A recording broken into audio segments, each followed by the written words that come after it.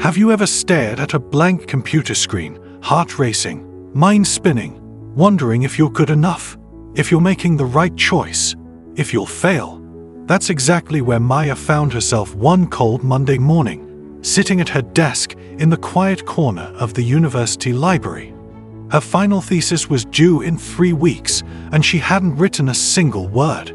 Not because she didn't know what to write, but because she couldn't decide where to start.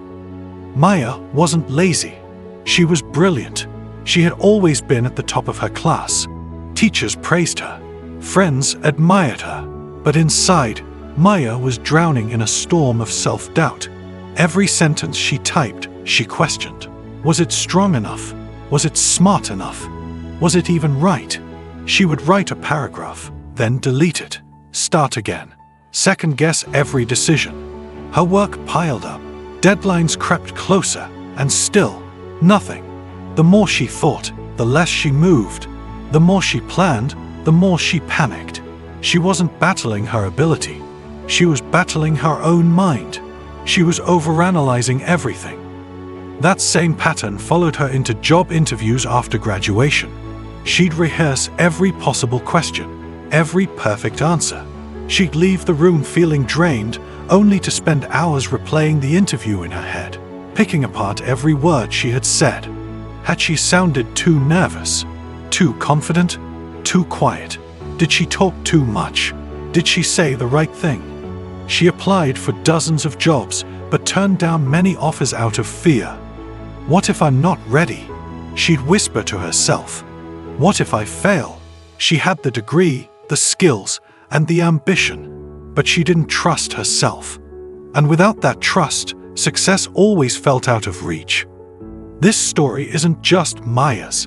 It's the story of millions of people who overthink their way out of their own dreams. Overthinking often starts from a good place. We want to do things right. We want to make the best choices. But somewhere along the way, overthinking becomes a cage. It traps us in fear, and fear stops action. A famous quote by the legendary psychologist Carl Jung captures it perfectly. Who looks outside, dreams. Who looks inside, awakes.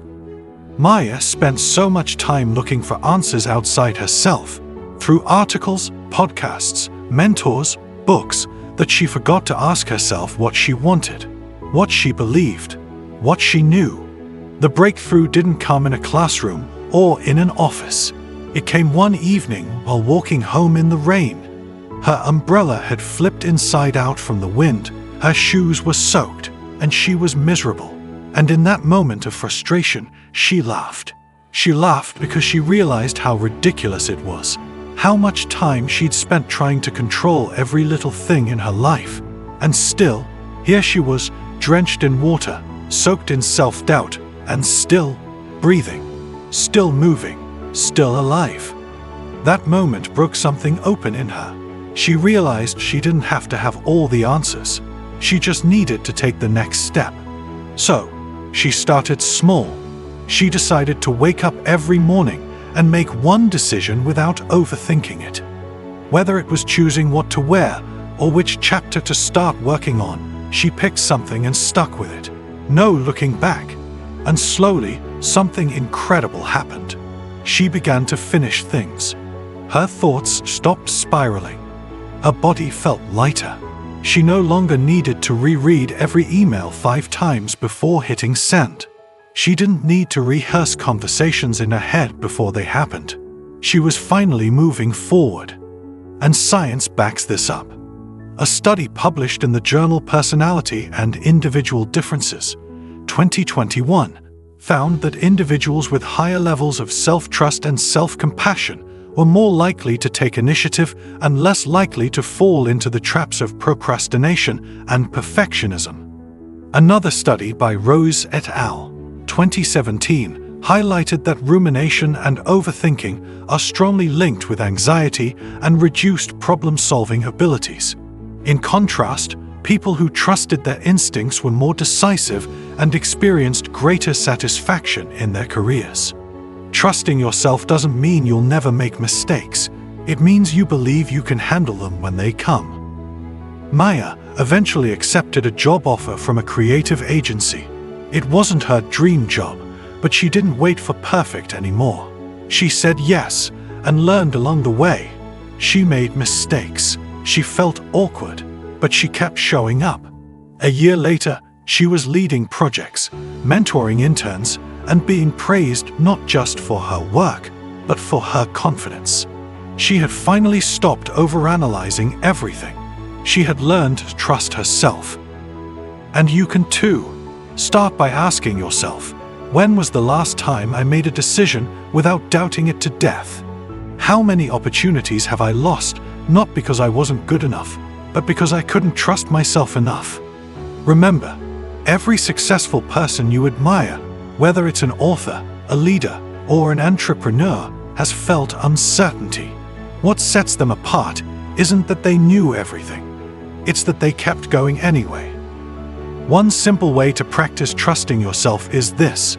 Next time you have to make a decision, set a time limit. Give yourself 5 minutes, 10 minutes. Decide, then act.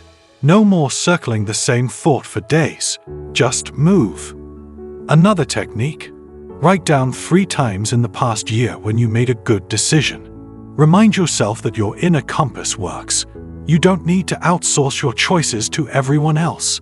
You don't need 10 opinions to validate one truth you already feel inside. As author Brené Brown once said, vulnerability is the birthplace of innovation, creativity, and change. Trusting yourself is a vulnerable act. It means you're willing to risk being wrong, but it also opens the door to real progress. And what if you fail?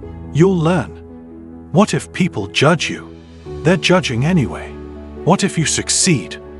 Now that's the question we're often too afraid to ask. Trust yourself not because you're perfect, but because you're capable. Trust yourself because no one else walks in your shoes. Trust yourself because your voice matters, your ideas are valid, and your journey deserves forward motion, not frozen hesitation. Even when the path isn't clear, even when the fear feels louder, choose to move. So here's what I want you to remember. You don't need to have it all figured out. You don't need to get it perfect the first time. You just need to trust yourself enough to begin. And I promise, once you do, the next step gets easier. The voice inside you, the one that knows what you truly want, gets louder. You begin to feel more alive, more certain, more you. Your education, your work, your goals, they all become more powerful when driven by inner belief rather than fear. Because when you trust yourself, you stop waiting for the perfect moment. You become the moment. And now, in these final words, if you've been waiting for a sign, this is it.